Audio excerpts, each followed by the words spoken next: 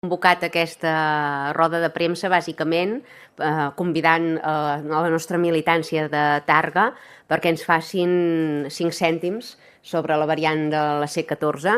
En aquest cas intervindrà la nostra candidata per Targa, la Vicky Novella. Endavant, Vicky. Moltes gràcies, Sílvia. Bon dia i gràcies per ser aquí. Som d'Aliança Catalana l'Urgell i avui compareixem al Parlament de Catalunya per denunciar una situació absolutament intolerable que fa massa anys que pateix Tàrrega i que amb ella tot el territori de Ponent l'abandonament sistemàtic de la variant de la C14.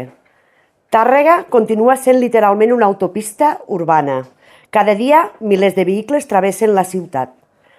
I no parlem només de trànsit local, parlem d'un eix viari estratègic que connecta el port de Tarragona amb la bona àrea de Guissona, l'interior del país i Andorra.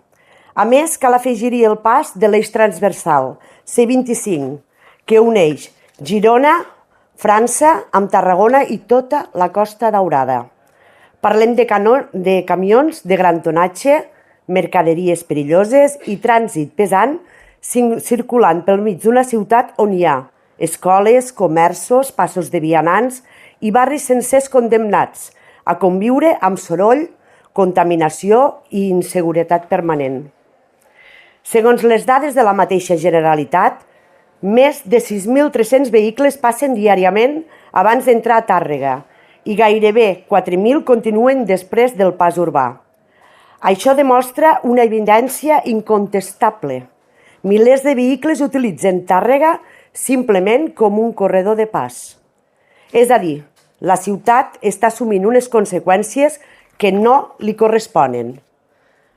Aquesta situació té un impacte directe sobre l'estat dels carrers, que pateixen un desgast continu i requereixen reparacions i reasfaltats freqüents. Aquest manteniment recurrent no és menor. Suposa una càrrega econòmica important, una càrrega econòmica que porta més de 20 anys pagant-la de les seves butxaques la ciutadania de Tàrrega. Gairebé una vintena de zones entre carrers, places i avingudes es veuen afectades cada any per aquesta falta de solució estructural. I mentrestant, què ha fet i segueix fent el govern? Promeses, estudis, titulars i terminis que no es compleixen. Portem gairebé 2 milions d'euros gastats en projectes que no han arribat mai.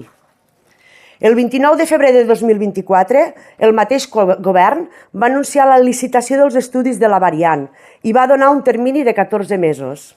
Avui aquest termini ja està superat. I què tenim? Doncs tenim un projecte del 2017 acabat el 2010, ple de pols, tancat en un calaix. Cap calendari d'obres i cap compromís real d'execució. Això no és un retard administratiu. Això és un exemple del menyspreu institucional cap a Ponent.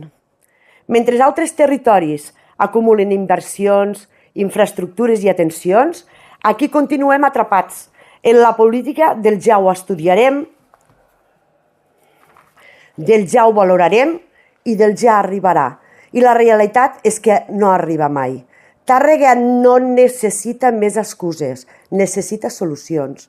Perquè no és normal que una capital de comarca continuï dividida per una carretera pensada per connectar territoris sencers. No és normal que els veïns hagin de suportar trànsit pesant davant de casa seva cada dia. No és normal que qualsevol actuació d'asfaltatge col·lapsi la ciutat sencera perquè una carretera nacional travessa el seu centre urbà. I no és normal que el govern normalitzi aquesta situació després d'anys i anys de promeses incomplertes. La variant de la C14 no és un caprici, és una necessitat urgent, és una qüestió de seguretat, de salut pública, de cohesió urbana i de dignitat territorial. Tàrrega mereix deixar de ser una carretera amb edificis al voltant. I avui som aquí per dir prou. Prou d'abandonar Ponent, prou de condemnar Tàrrega a suportar una infraestructura que no li correspon, prou de vendre fum mentre els veïns continuen pagant les conseqüències de la inacció política, perquè el problema ja no és tècnic, el problema és polític.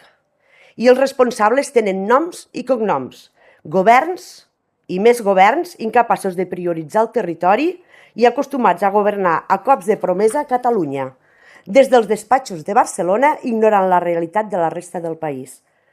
Vull agrair, per acabar, sincerament al Sílvia Orriols, el fet de donar veu a aquesta realitat i permetre que avui Tàrrega pugui ser escoltada en aquesta cambra.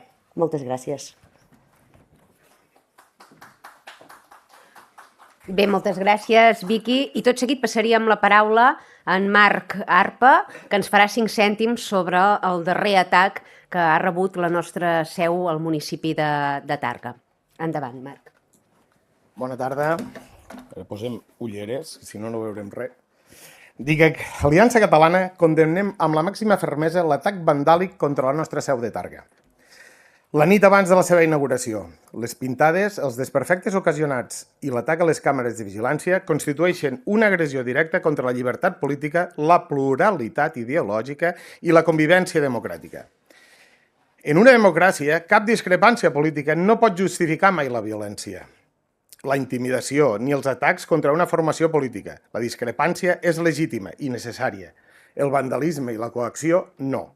Encara més preocupants són les declaracions de la batllessa de Tàrrega, Rosa Maria Perelló, de Junts per Catalunya, que lluny de condemnar en claretat aquests fets, els ha minimitzat i gairebé justificat insinuant que Aliança Catalana provoca o que en el context de la festa major podia afavorir aquesta reacció. I sabeu per què no les condemna? Doncs perquè el principal autor dels fets és el tercer tinent d'alcalde i regidor Cultura de la CUP, partit que sustenta aquest govern de Tàrrega. Aquestes paraules de la batllessa són irresponsables, impròpies d'un càrrec institucional i incompatibles amb el deure democràtic de garantir el respecte de totes les opinions polítiques. És especialment greu que la batllessa de Tàrrega, de Junts per Catalunya, opti per blanquejar uns fets que haurien de generar una condemna unànime de totes les forces democràtiques. La nostra seu i les de Barcelona, Reus, Lleida, Manlleu i Ripoll han patit i continuen patint atacs i pintades.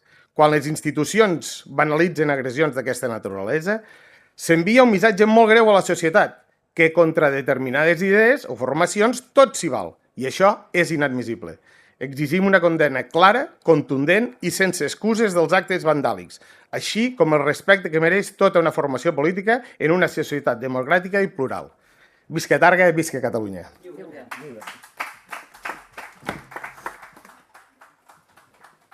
Bé, doncs moltíssimes gràcies a tots dos per aquesta exposició de fets. No sé si hi ha cap pregunta que vulgui formular-nos algun mitjà i si no donaríem per acabada aquesta roda de premsa.